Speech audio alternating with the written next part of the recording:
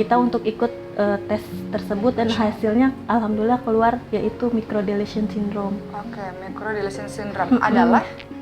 Nah, saya juga nggak dikasih tahu spesifikasi penyakitnya, cuman dokternya bilang itu nggak jauh beda seperti sindrom-sindrom yang lain. Cuman dokter menyarankan kita harus terus terapi karena pas dia tes kemarin dokternya nggak tahu, belum baca semuanya atau gimana ya, saya juga nggak paham, cuman ngejelasin seperti itu aja.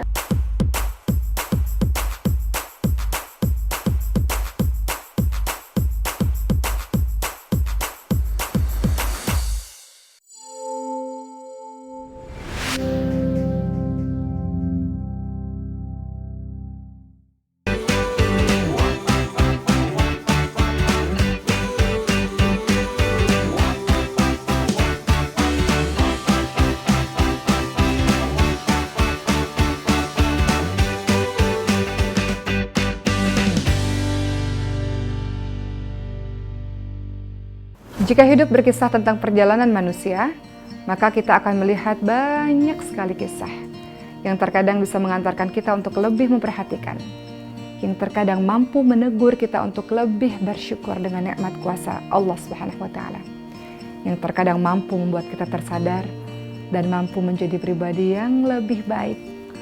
Awalnya mungkin terlihat sulit hidup ini bagi kita, terasa mengkhawatirkan dan terasa menakutkan. Karena hidup adalah drama. Namun, bukan drama yang kita skenariokan, melainkan sudah Allah takdirkan.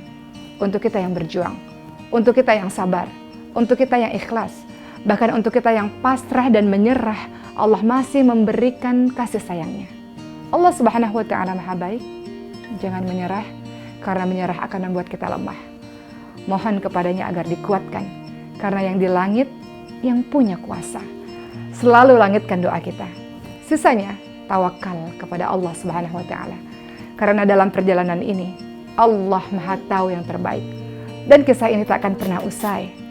Terima kasih ya Allah, masih diberikan kekuatan untuk berjuang sampai detik ini. Manusia hanyalah makhluk yang tak kuasa. Engkaulah yang Maha Agung dan Maha Kuasa. Sahabat semua, selamat datang dalam Rumah Cerita Uma OSD. Hari ini alhamdulillahirabbil alamin kita sudah kedatangan tamu yang sangat luar biasa. Di sini ada Adek Zahra. Assalamualaikum Adek Zahra. Halo Nak. Salam dong. Halo sayang. Masya Allah. Bisa? Bisa. Bentarnya Nak. Bisa ya. Dan Mama siapa panggilannya ini? Kiki. Mama Kiki. Wah, dipegang loh tangannya lah sama Zahra nih. Masya Allah, Mama Kiki dan Zahra. Kalau boleh tahu, Allah menganugerahkan Zahra kenapa nih Mama Kiki? Penantian 5 tahun. Penantian 5 tahun? Pengen punya baby, pengen punya anak. Alhamdulillah hamil Zahra tanpa sepengetahuan ada kelainan genetik juga kan. Jadi pas Zahra usia 4 bulan, kelihatan sedikit-sedikit perbedaan dengan anak-anak yang lain.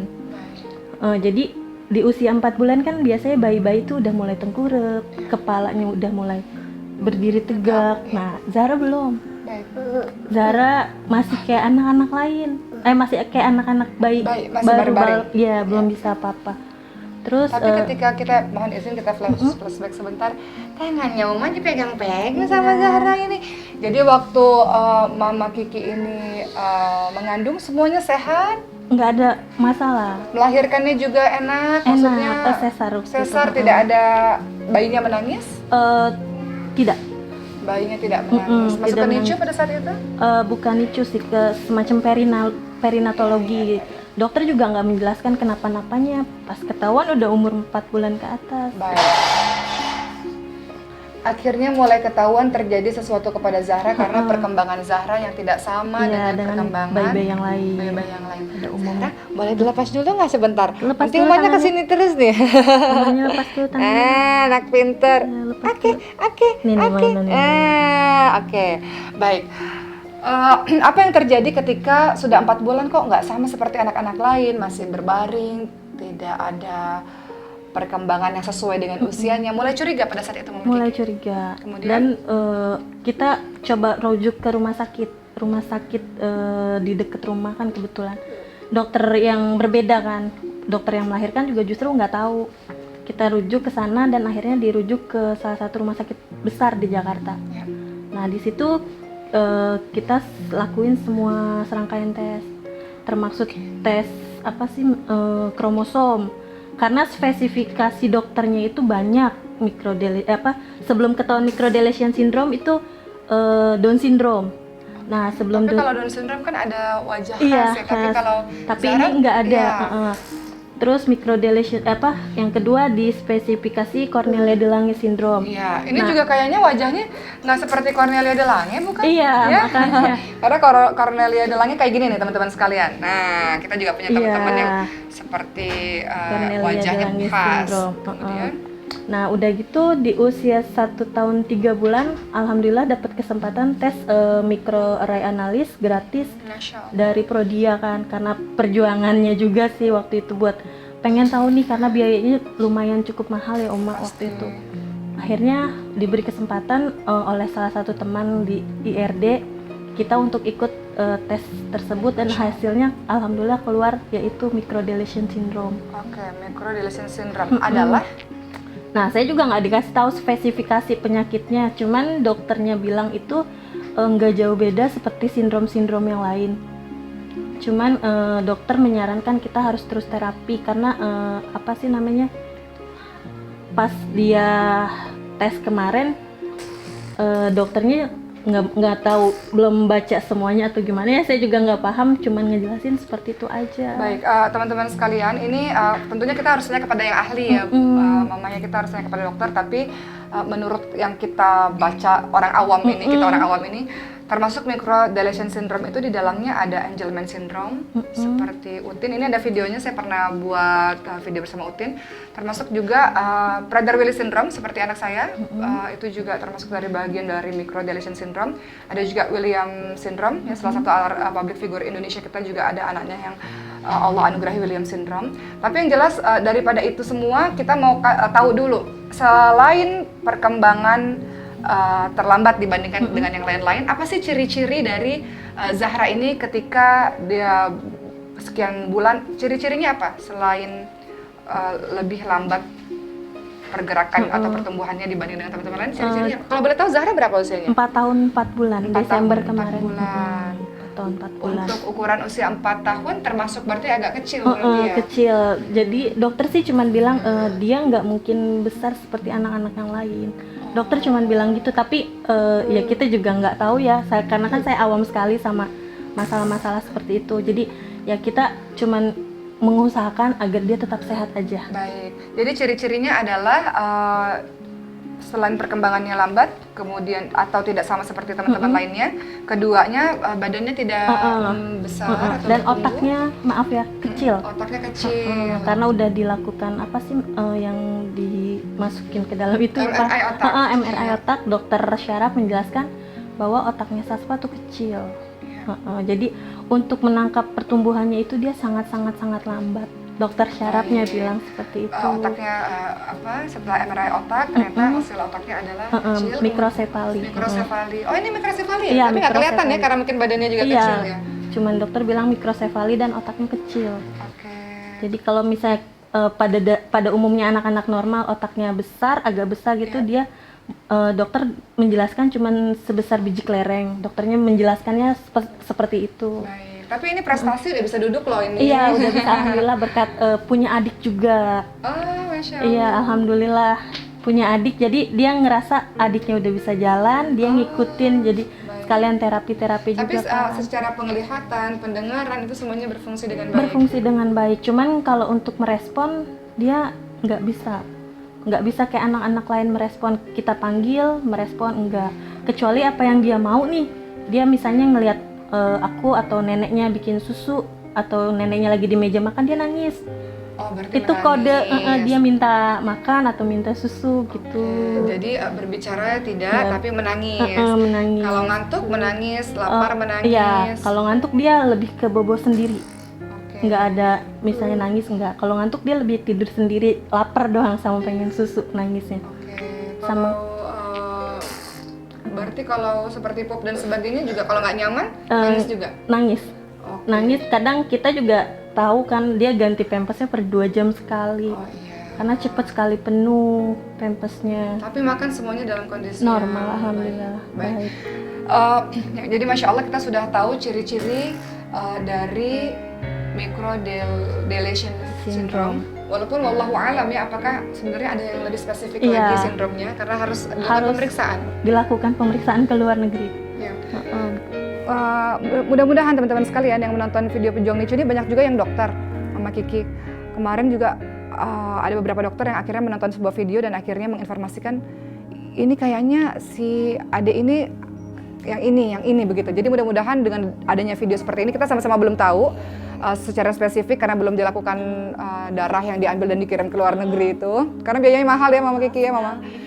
Itu mahal sekali teman-teman sekalian. Jadi mudah-mudahan ketika ada tenaga medis atau para dokter ahli yang melihat video ini, mudah-mudahan bisa menginformasikan kepada kita Zahra atau Sajfa ya? Sajfa Az-Zahra. Sajfa Az-Zahra ini kenapa? Mudah-mudahan ada informasinya. Tapi kalau tadi kita bicara ciri-cirinya, sekarang saya ingin sekali Mama Kiki berbagi kepada kita semua. Namanya seorang ibu ketika tahu anaknya lahir nggak nangis, ketika tahu sekian bulan kok nggak sama seperti anak-anak lainnya, dan semakin bertambahnya usia semakin menemukan hal-hal yang berbeda dengan anak-anak kebanyakan. Apa yang dirasakan atau apa yang terjadi? Kalau dirasakan pasti sedih ya, semua manusia pasti sedih ketika Allah anugerahi anak-anak kita yang luar biasa, yang hebat-hebat ini. Tapi apa yang terjadi kepada Mama Kiki pada saat itu? Sempat ngerasa hancur hati karena penantian aku selama 5 tahun kok aku dapat anak yang kayak gini dalam hati itu dulu. Sempat nangis, tapi aku coba dikuatin sama orang tua, sama mertua, sama mama. Anak tuh anugerah, mama bilang gitu. Urusin dia seperti apapun dia, itu bukan aib buat kita, mama bilang gitu. Urusin dia, rawat dia layaknya anak kandung kita sendiri. Memang anak kandung aku kan. Cuman dengan penuh kasih sayang sama seperti anak-anak lain. Nah, dari umur 4 bulan itu kami bolak-balik ke rumah sakit dari saya juga kan kerja kan. Jadi saya dulu seorang SPG. Kerja kalau pagi saya ke rumah sakit di daerah Jakarta Barat untuk antar Sasfa cek semuanya kayak misalnya cek jantung. Nah, awalnya hancur sih hati, cuman coba tegar ketemu sama teman-teman yang sama di sana anaknya ya Down syndrome. Ada yang sama seperti sampai hari ini ciri-cirinya ketemu? Belum pernah. Belum ketemu. Cuman memang banyak anak yang kelainan genetik lain seperti Down syndrome, yang kepalanya besar, hidrosefalus. Aku dikuatin di sana juga harus semangat karena anak ini bukan istilahnya bukan maunya dia seperti ini terlahir ke dunia. Cuman Allah percaya sama Bunda, kata Bunda tuh pasti bisa merawatnya.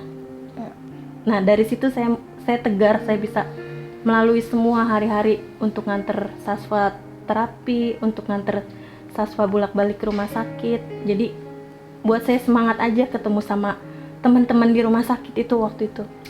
Semangat banget selama 2 tahun itu bolak-balik ke rumah sakit. Pernah rasa marah pada Allah dan tidak terima keadaan itu? Pernah, tapi saya coba buat kuatin hati saya dan selalu dibilangin sama orang tua, berdoa aja, semua udah Allah yang atur, seperti itu. Baik, untuk Mama Kiki, apa perbedaan kehidupan yang Mama Kiki rasakan dulu sebelum adanya Sajfa dan sekarang ketika Allah hadirkan Sajfa atau Zahra di tengah kehidupan Mama Kiki dan suami? Lebih memahami arti tanggung jawab, lebih memahami artinya ikhlas. Karena dulu tuh aku nggak bisa yang namanya buat tanggung jawab terhadap satu hal, nggak bisa mengikhlaskan dengan segala sesuatu yang udah terlewat. Mungkin penyesalan, tapi sekarang semua itu aku lakuin ikhlas aja ngejalaninnya. Karena keikhlasan itu berbuahnya manis. Masya Allah. Walaupun punya anak seperti ini, tapi bahagia aja. Jadi Mama Kiki juga perlu proses dan waktu. Iya, perlu mulai proses dari waktu. Awalnya belum bisa nerima dan marah sempat kepada Allah. Sempat marah. dan akhirnya ya alhamdulillah aku bisa menerima dengan keadaan seperti ini. Ya mungkin memang Allah sudah menakdirkan aku buat memperjuangkan Saspa untuk tetap sehat. Aku nggak minta Saspa bisa jalan seperti anak-anak lain atau gimana. Itu udah kuasa Allah terhadap Saspa mau seperti apa ke depannya. Cuman aku terus mengusahakan yang terbaik untuk Saspa.